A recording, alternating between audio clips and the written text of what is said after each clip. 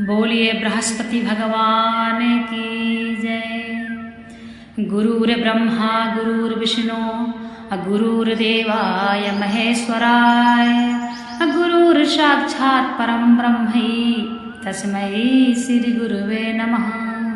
तस्मै श्री गुरुवे नमः। बृहस्पतिवार व्रत कथा इस प्रकार है।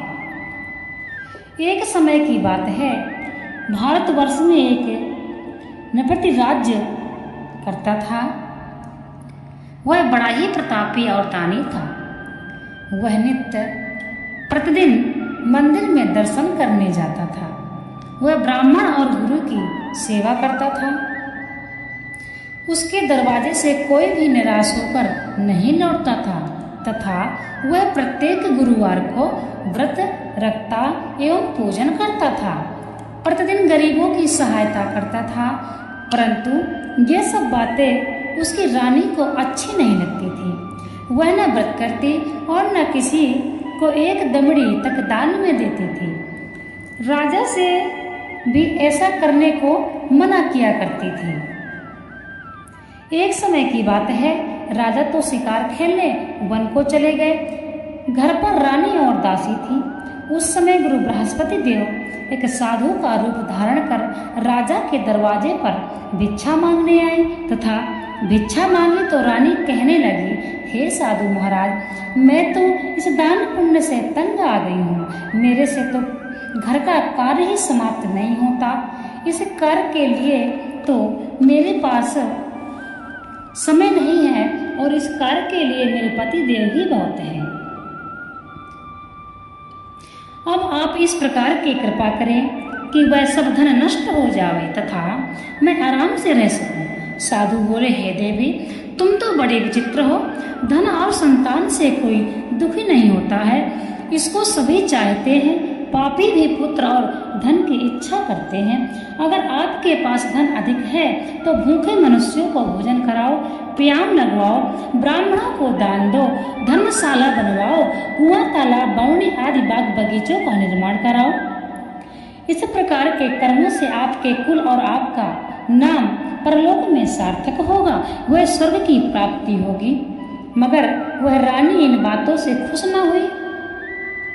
वह बोली, हे साधु महाराज, मुझे ऐसे धन की आवश्यकता नहीं जिसको ही और मनुष्यों को दान दूं तथा जिसको रखने उठाने में मेरा सारा समय ही बर्बाद हो जाए। साधु ने कहा, हे देवी, तुम्हारी ऐसी इच्छा है तो ऐसा ही होगा। मैं तुम्हें बताता हूँ, वैसा ही करना। बृहस्पतिवार के दिन घर को गोबर से लीपना, अपने केशों को धोना, केशों को धोते समय स्नान करना, राजा से कहना वह हजामत बनवाए, भोजन में मांस मदिरा खाना, धोबी के यहाँ कपड़े धुलने डालना। इस प्रकार 7 बृहस्पतिवार करने से तुम्हारा सब धन नष्ट हो जाएगा। ऐसा कहकर वह साधु महाराज वहां से अंतर्ध्यान हो गए। रानी ने साधु के कहने के अनुसार वैसा ही किया। 3 बृहस्पतिवार ही बीते थे कि उसका समस्त धन नष्ट हो गया और भोजन के लिए दोनों समय तरसने लगे। सांसारिक भोगों से दुखी हो राजा ने कहा, यहाँ पर मुझे सभी मनुष्य जानते हैं, इसलिए कोई कार्य नहीं कर सकता। देश चोरी परदेश भिक्षा बराबर है। ऐसा कहकर राजा परदेश चला गया। वहाँ जंगल में जाता और लकड़ी काट कर लाता और शहर में बेचता। इस तरह जीवन व्यतीत करने लगा। इधर राजा, रानी और दासी दुखी रहने लगे। किसी दिन भोजन मिलता और किसी दिन जल पीकर ही रह जाती। एक समय रानी और दासी तो 7 रोज बिना भोजन के व्यतीत हो गए। तो रानी ने अपनी दासी से कहा, हे दासी, यहाँ पास ही के नगर में मेरी बहन रहती है। वह बड़ी धनवान है, तो उसके पास जा और वहां से 5 सेर बेजर मांग ला, जिससे कुछ समय के लिए ही गुजारा हो जाएगा। इस प्रकार रानी की आज्ञा मानकर दासी उसकी बहन के पास गई। उस समय रानी की बहन पूजन कर रही थी, क्योंकि उस रोज बृहस्पतिवार था। जब दासी ने रानी की बहन को देखा और उससे बोली, हे रानी, मुझे तुम्हारी बहन ने भेजा है, मेरे लिए 5 सेर बेजहर दे दो। इसी प्रकार दासी ने अनेक बार कहा, परंतु रानी ने कुछ उत्तर नहीं दिया, क्योंकि उस समय बृहस्पतिवार की कथा सुन रही थी। इस प्रकार जब बानी को किसी प्रकार उत्तर नहीं मिला तो वह बहुत दुखी हुई एवं क्रोध भी आया और लौटकर अपने गांव रानी के पास आकर बोली, हे रानी, तुम्हारी बहन तो बड़ी ही अभिमानी है, वह छोटे मनुष्य से बात भी नहीं करती, इसलिए मैंने उससे कहा तो उसने कोई उत्तर नहीं दिया, मैं वापस चली आई। रानी बोली, हे दासी, इसमें उसका कोई दोष नहीं, जब बुरे दिन आते हैं तब कोई सहारा नहीं देता है, अच्छे बुरे का पता विपत्ति में ही लगता है, जो ईश्वर की इच्छा होगी वही होगा। यह सब हमारे भाग्य का दोष है। इधर उस रानी ने देखा कि मेरी बहन की दासी आई थी, परंतु वह उससे नहीं बोली, इससे वह बहुत ही दुखी हुई होगी।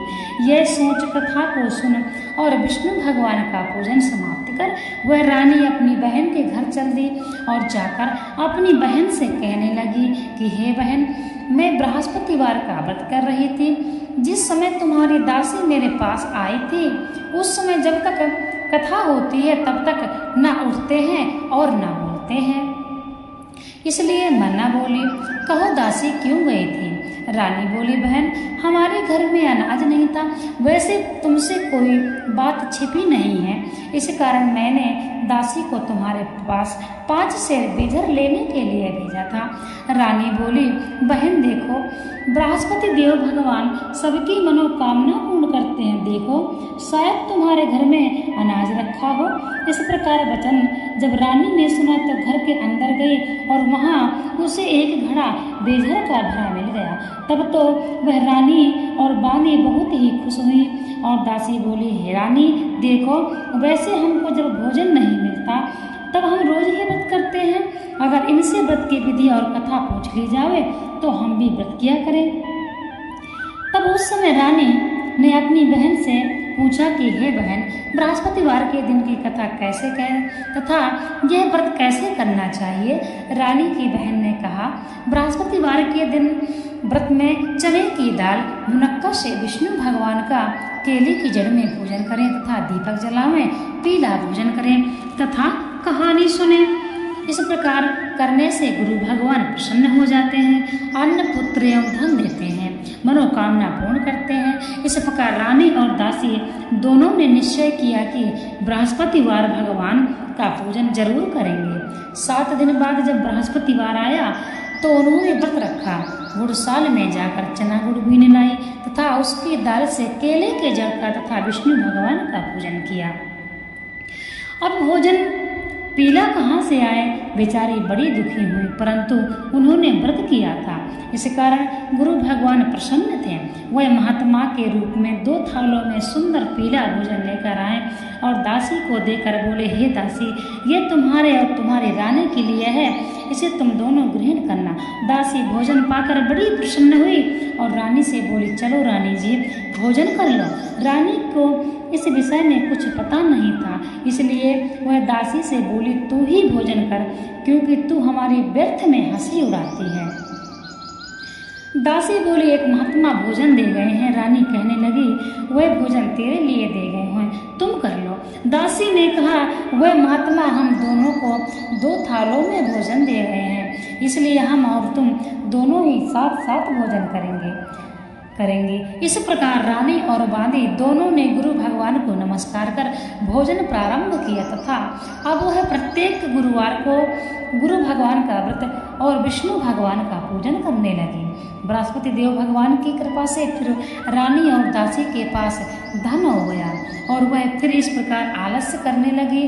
तब दासी बोली, देखो रानी, तुम पहले भी इस प्रकार आलस करती थी, तुम्हें धन के रखने में कष्ट होता था, इस कारण सभी धन नष्ट हो गया। अब गुरु भगवान की कृपा से हमें धन मिला है तो फिर तुम्हें आलस्य होता है। बड़ी मुसीबतों के बाद हमने यह धन पाया है इसलिए हमें दान पुण्य करना चाहिए तथा भूखे मनुष्यों को भोजन कराओ, प्याम लगवाओ, ब्राह्मणों को दान दो, कुआं तालाब बावड़ी आदि का निर्माण कराओ, मंदिर पाठशाला बनवा कर दान दो, कुंवारी कन्याओं का विवाह करवाओ, धन को शुभ कार्यों में खर्च करो, जिससे तुम्हारे कुल का यश बढ़े तथा स्वर्ग प्राप्त हो और तुम्हारे पितर प्रसन्न हो। तब रानी ने इस प्रकार कार्य करने प्रारंभ कर दिए तो काफी यश फैलने लगा। एक दिन रानी और दासी विचार करने लगी, ना जाने राजा किस प्रकार तथा किस प्रकार होंगे, उनकी तो कोई खबर ही नहीं। गुरु भगवान से उन्होंने प्रार्थना की और भगवान ने रात्रि में राजा को स्वप्न दिया, हे राजा उठ, तेरी रानी तुझको याद करती है, अपने देश को जा।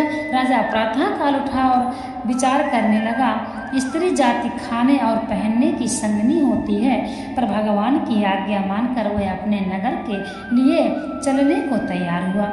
इससे पूर्व जब राजा परदेश चला गया तो परदेश में दुखी रहने लगा। प्रतिदिन जंगल में से लकड़ी बीन कर लाता और उन्हें शहर में बेचकर अपने दुखी जीवन को बड़ी कठिनता से व्यतीत करता था। एक दिन राजा दुखी हो अपनी पुरानी बातों को याद करके रोने लगा। तब उस समय जंगल में से बृहस्पति देव एक साधु का रूप धारण कर राजा के पास आकर बोले, हे लकड़हारे, तुम इस सुनसान जंगल में किस चिंता में बैठे हो, मुझको बतलाओ। यह सुन राजा के नेत्रों में आंसू भर आए और साधु की वंदना कर बोला, हे प्रभु, आप सब कुछ जानने वाले हो। इतना कह साधु को अपनी संपूर्ण कहानी बतला दी। महात्मा दयालु होते हैं। वह उस राजा से बोले, हे राजा, तुम्हारी स्त्री ने बृहस्पति देव का अपराध किया था, जिस कारण तुम्हारी यह दशा हुई है। अब तुम किसी प्रकार की चिंता मत करो, भगवान तुम्हें पहले से अधिक धनवान कर देंगे। देखो, तुम्हारी स्त्री ने गुरु भगवान का व्रत करना प्रारंभ कर दिया है और तुम मेरा कहा मानकर बृहस्पतिवार को व्रत करके चने की दाल गुड़ जल के लोटे में डालकर केले का पूजन करो, फिर कथा कहो और सुनो। भगवान तेरी सभी मनोकामना पूर्ण कर देंगे।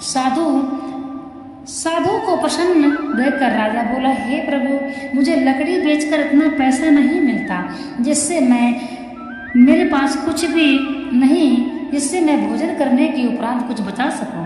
मैंने रात्रि में अपनी रानी को व्याकुल देखा है, मेरे पास कुछ भी साधन नहीं जिससे मैं उसके समाचार भी जान सकूं। और फिर मैं कौन सी कहानी कहूँ या मुझको कुछ भी मालूम नहीं। साधु ने कहा, हे राजा, तुम किसी भी बात की चिंता मत करो। बृहस्पतिवार के दिन तुम रोजाना की तरह लकड़ियाँ लेकर शहर में जाना। तुमको रोजाना से दुगना धन प्राप्त होगा, जिससे तुम भली भांति भोजन कर लोगे तथा बृहस्पति देव की पूजा का सामान भी आ जाएगा। बृहस्पति की कहानी निम्न प्रकार है। प्राचीन काल में एक ब्राह्मण रहता था। वह बहुत निर्धन था, उसके कोई संतान नहीं थी। उसकी स्त्री बहुत मलिनता के साथ रहती थी। वह स्नान ना करती, किसी देवता का पूजन ना करती, प्रातः काल उठते ही सर्वप्रथम भोजन करती, बाद में कोई अन्य कार्य करती थी। इससे ब्राह्मण देवता बड़े दुखी रहते थे। बेचारे बहुत कुछ कहते, किंतु उसका कोई परिणाम नहीं निकला। भगवान की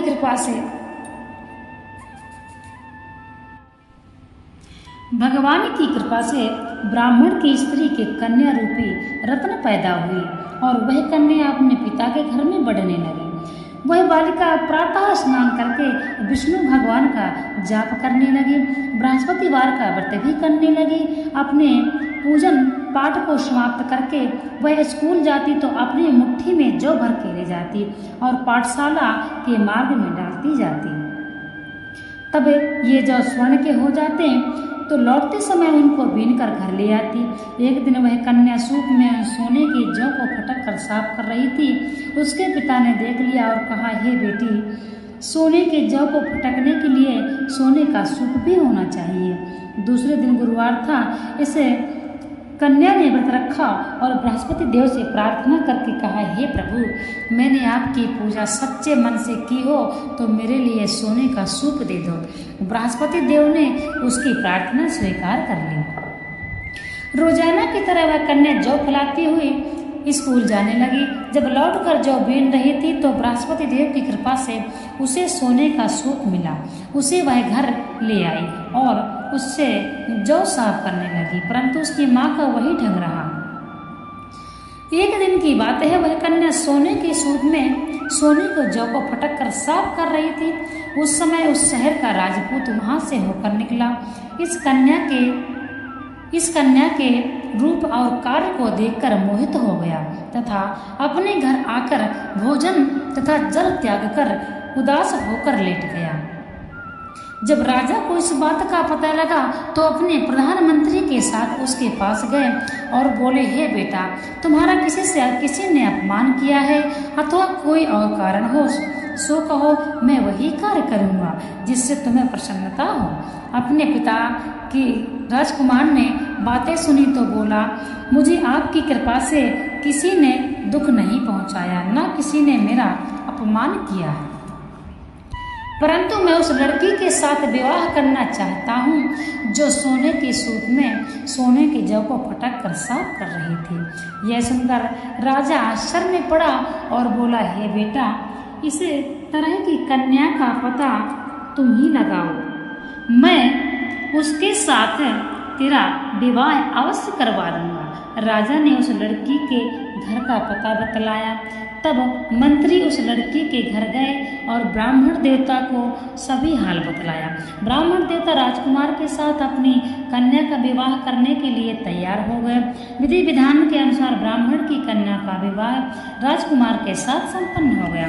कन्या के घर से जाते ही पहले की भांति उस ब्राह्मण देवता के घर में गरीबी का निवास हो गया। अब भोजन के लिए भी अन्न बड़ी मुश्किल से मिलता था। एक दिन दुखी होकर ब्राह्मण देवता अपनी पुत्री के पास गए। बेटी ने पिता की दुखी अवस्था को देखा तो अपनी माँ का हाल पूछा। तब ब्राह्मण ने सभी हाल कहा। कन्या ने बहुत सा धन देकर अपने पिता को विदा कर दिया। इस तरह ब्राह्मण का कुछ समय सुखपूर्वक बीता। कुछ दिन बाद फिर वही हाल हो गया। ब्राह्मण फिर अपनी कन्या के पास गया और सभी हाल कहा तो लड़की बोली, हे पिताजी, आप माता जी को यहाँ ले लाओ, मैं उसे विधि बता दूंगी जिससे गरीबी दूर हो जाएगी। तब ब्राह्मण देवता अपनी स्त्री को साथ लेकर पहुंचे तो पुत्री अपनी माँ को समझाने लगी, हे माँ, तुम प्रातः काल उठकर स्नान आदि करके विष्णु भगवान का पूजन करो, सब दैत्यता दूर हो जाएगी। परंतु उसकी माँ ने एक भी बात नहीं मानी और प्रातः काल उठकर अपनी पुत्री के बच्चों का बचा हुआ जूठन खा लेती थी। एक दिन उसकी पुत्री को बहुत गुस्सा आया। एक रात कोठरी से सभी सामान निकाल दिया और अपनी माँ को उसमें बंद कर दिया।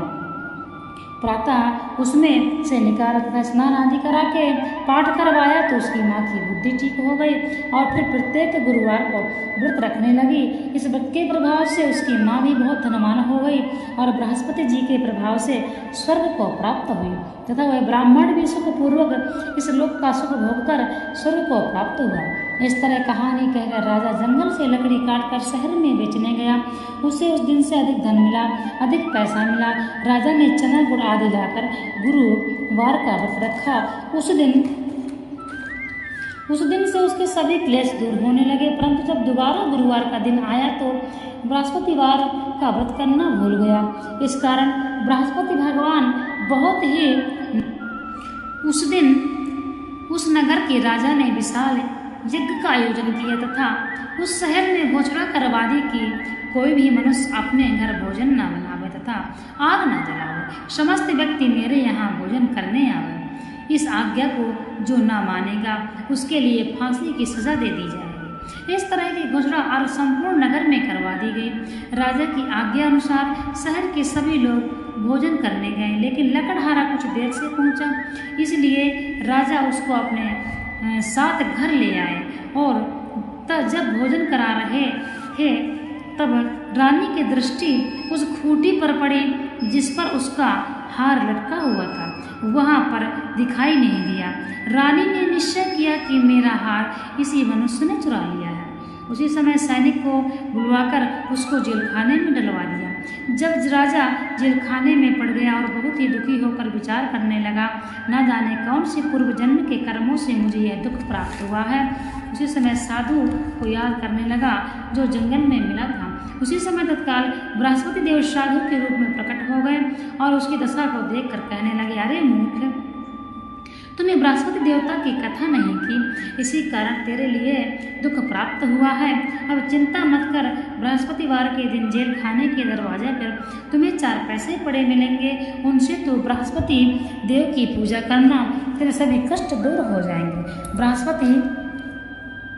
बृहस्पतिवार के रोज उसे 4 पैसे पड़े मिले।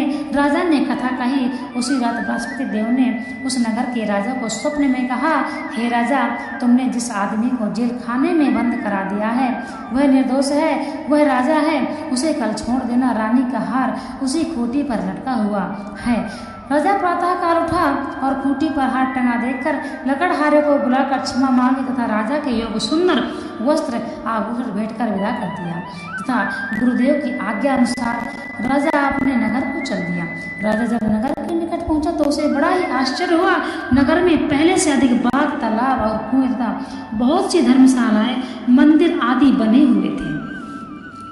राजा ने पूछा कि यह किसका बाग और धर्मशाला है। तब नगर के सब लोग कहने लगे, यह सब रानी और बादी द्वारा बनवाए गए हैं। राजा को आश्चर्य हुआ और गुस्सा भी आया। जब रानी ने यह खबर सुनी कि राजा आ रहे हैं तो उसने बांदी से कहा, हे बांदी, देख, राजा हमको कितनी बुरी हालत में छोड़ गए थे, वह हमारी ऐसी हालत देखकर लौट न जाए, इसलिए तू दरवाजे पर खड़ी हो जा। आज्ञा अनुसार दासी दरवाजे पर खड़ी हो गई और जब राजा आए तो उन्हें अपने साथ महल में लिवा लाए। तब राजा ने क्रोध करके अपनी तलवार निकाली और पूछने लगे, यह बताओ, यह धन तुम्हें कैसे प्राप्त हुआ है? उन्होंने कहा कि यह हमें सब धन बृहस्पति देव के व्रत के प्रभाव से प्राप्त हुआ है। राजा ने निश्चय किया कि 7 रोज बाद जब बृहस्पति देव का पूजन करते हैं, परंतु मैं रोजाना दिन में 3 बार कहानी कहा करूँगा तथा रोज व्रत किया करूँगा। अब हर समय राजा के दुपट्टे में चने की दाल बनी रहती तथा दिन में 3 बार कहानी कहता। एक रोज राजा ने विचार किया, चलो अपनी बहन के यहाँ हुआ मैं। इस तरह का निश्चय कर घोड़े पर सवार हो अपनी बहन के घर जाने लगा। मार्ग में उसने देखा कि कुछ आदमी एक मुर्दे को लिए जा रहे हैं। उन्हें रोककर राजा कहने लगा, अरे भाइयों, मेरी बृहस्पति देव की कहानी सुन लो। वे बोले, लो, हमारा तो आदमी मर गया है, इसको अपनी कथा की पड़ी है। परंतु कुछ आदमी बोले, अच्छा कहो, हम तुम्हारी कथा भी सुनेंगे। राजा ने दाल निकाली और जब कथा आदि हुई तो मुर्दा हिलने लगा और जब कथा समाप्त हुई तो मुर्दा राम राम करके मनुष्य खड़ा हो गया। आगे मार्ग में उसे एक किसान खेत में हल चलाता मिला। राजा ने उसे देखा और उससे बोला, अरे भैया, तुम मेरी बृहस्पतिवार की कथा सुन लो। किसान बोला, जब तक मैं तेरी कथा सुनूंगा तब तक मैं 4 हरैया जोत लूंगा, जा अपनी कथा किसी और को सुनाना। इस तरह राजा आगे चलने लगा। राजा के हटते ही बैल गिर गए तथा किसान के पेट में जोरों से दर्द होने लगा। उस समय उसकी माँ रोटी लेकर आई। उसने जब देखा तो अपने पुत्र से सब हाल पूछा। बेटे ने सभी हाल कह दिया तो बुढ़िया दौड़ी दौड़ी उस घुड़सवार के पास गई और बोली, मैं तेरी कथा सुनूंगी, तू अपनी कथा मेरे खेत पर चल कर कहना। राजा ने बुढ़िया के खेत पर जाकर कथा कही। कथा के सुनते ही बैल खड़े हो गए तथा किसान के पेट का दर्द भी बंद हो गया। राजा अपनी बहन के घर पहुंच गए। बहन ने भाई की खूब मेहमानी की। दूसरे रोज प्रातःकाल राजा जगा तो देखने लगा सब लोग भोजन कर रहे हैं। राजा ने अपनी बहन से कहा, ऐसा कोई मनुष्य है जिसने भोजन ना किया हो, जो मेरी बृहस्पतिवार की कथा सुन ले। बहन बोली, हे भैया, यह देश ऐसा ही है, पहले यहाँ के लोग भोजन करते हैं, बाद में अन्य काम करते हैं। अगर कोई पड़ोस में हो तो देख, हम वह ऐसा कहकर देखने चले गए, परंतु उसे कोई ऐसा व्यक्ति नहीं मिला जिसने भोजन ना किया हो। अतः एक कुम्हार के घर गई जिसका लड़का बीमार था। उसे मालूम हुआ उसके वहाँ 3 दिन से किसी ने भोजन नहीं किया है। रानी ने अपने भाई की कथा सुनने के लिए कुम्हार से कहा तो वह तैयार हो गया। राजा ने जाकर बृहस्पति की कथा कही, जिसको सुनकर उसका लड़का ठीक हो गया। अब तो राजा की प्रसन्नता होने लगी। एक दिन राजा ने अपनी बहन से कहा, हे बहन, हम अपने घर को जाएंगे, तुम भी तैयार हो जाओ। राजा की बहन ने अपनी सास से पूछा। सास बोली, हाँ चले जा, परंतु अपने बच्चों को मत ले जाना, क्योंकि तेरे भाई की कोई संतान नहीं है। बहन ने अपने भाई से कहा, भैया मैं तो चलूंगी, परंतु कोई बालक नहीं जाएगा। राजा बोला, जब कोई बालक नहीं जाएगा तब तुम ही क्या करोगी? बड़े ही दुखी मन से राजा अपने नगर लौट आया। राजा ने अपनी रानी से कहा, हम तो निर्वंशी हैं, हमारा मुंह देखने का धर्म नहीं है और कुछ भोजन आदि नहीं किया। रानी बोली, हे प्रभु, बृहस्पति देव ने हमें सब कुछ दिया है तो संतान भी अवश्य देंगे। उसी रात को बृहस्पति देव ने राजा को सपने में कहा, हे राजा, उठ, सभी सोच त्याग दे, तेरी रानी गर्भवती है। राजा को यह जानकर बड़ी खुशी हुई। 9वें महीने में उसके गर्भ से एक सुंदर पुत्र पैदा हुआ। तब राजा बोला, हे रानी, स्त्री बिना भोजन के रह सकती है परंतु बिना कहे नहीं रह सकती। जब मेरी बहन आवे तुम कुछ मत कहना। रानी ने हाँ कर दी। रानी ने सुनकर हाँ कर दिया। जब राजा की बहन ने यह शुभ समाचार सुना तो वह बहुत ही खुश हुई तथा बधाई लेकर अपने भाई के यहाँ आई। तभी रानी ने कहा, घोड़ा चढ़कर तो नहीं आई, गधा चढ़कर आई। राजा की बहन बोली, भाभी, मैं इस प्रकार ना कहती तो तुम्हारे घर औलाद कैसे होती। बृहस्पति देव ऐसे ही हैं, जिसके मन में कामनाएं हैं सभी को पूर्ण करते हैं। जो सद्भावना पूर्वक बृहस्पतिवार का व्रत करता है एवं कथा पढ़ता है, सुनता है, दूसरों को सुनाता है, भगवान बृहस्पति उसकी समस्त मनोकामनाएं पूर्ण करते हैं। भगवान बृहस्पति देव उसकी सदा रक्षा करते हैं। संसार में सच्ची भावना से जो भगवान जी का पूजन व्रत सच्चे हृदय से करते हैं और पूरी श्रद्धा से करते हैं तो उनकी सभी मनोकामनाएं पूर्ण होती हैं। जैसी सच्ची भावना से रानी और राजा ने उसकी कथा का गुणगान किया तो उनकी सभी इच्छाएं बृहस्पति देव जी ने पूर्ण की थी। इसलिए सबको कथा सुनने के बाद प्रसाद लेकर जाना चाहिए। हृदय से उनका मनन करते हुए जयकारा बोलना चाहिए। बोलिए बृहस्पति देव भगवान की जय, बोले विष्णु भगवान की